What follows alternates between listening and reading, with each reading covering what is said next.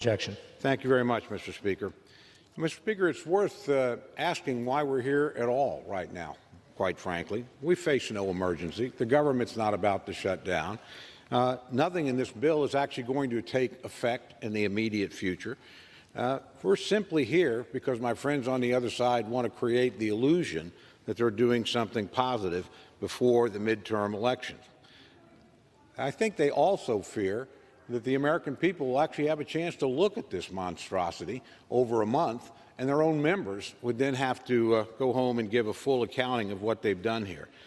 Sadly, we're going to rush this through without appropriate consideration. It's worth noting, Mr. Speaker, 180 of our own members plus are not even here.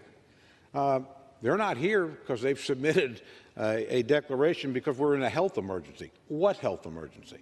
We have vaccines, we have therapeutics, the airports are full of people. People are traveling pretty easy, but 180 members won't be here, of both parties. Again, that's a sad commentary on the manner in which we're operating this House. This bill comes before us in a process that I can only describe as lousy.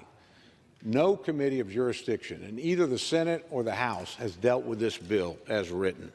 No House member has had any meaningful input in this legislation. The reality is this bill was negotiated in back rooms by two senators, rammed through the Senate on a partisan vote. My friends have picked it up without changing it, without considering it, and they're going to ram it through here today. That's a process that they ought to be embarrassed by.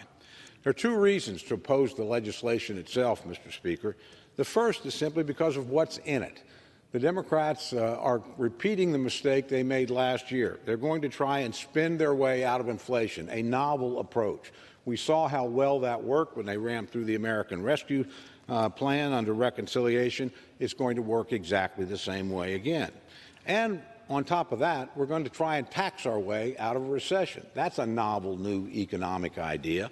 Raise taxes while you're in a recession, something other administrations of both parties have always rejected as a bad idea.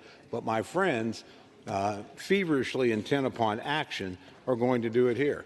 We are going to do one thing, and I guess that could start immediately. We are going to hire, as my friend from Texas suggested, 87,000 new IRS employees. Only my friends on the other side think that's a good idea. Nobody thinks 87,000 new IRS agents are going to do anything to help us with inflation or to help us with the problems that we have in energy or to help us in any meaningful way improve the economy or the lives of the average American. But what's not in this bill is another reason to vote against it. It does nothing to deal with inflation. Indeed, during the Rules Committee, we submitted a letter from 280 economists that said this is going to make it worse, not better. 280.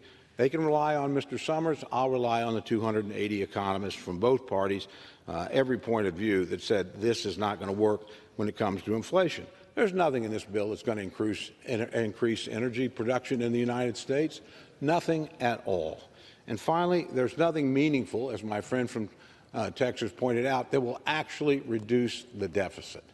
That deficit doesn't begin to come down until 7 years from now under this legislation. That assumes everything stays the same for 7 years. That's not going to happen.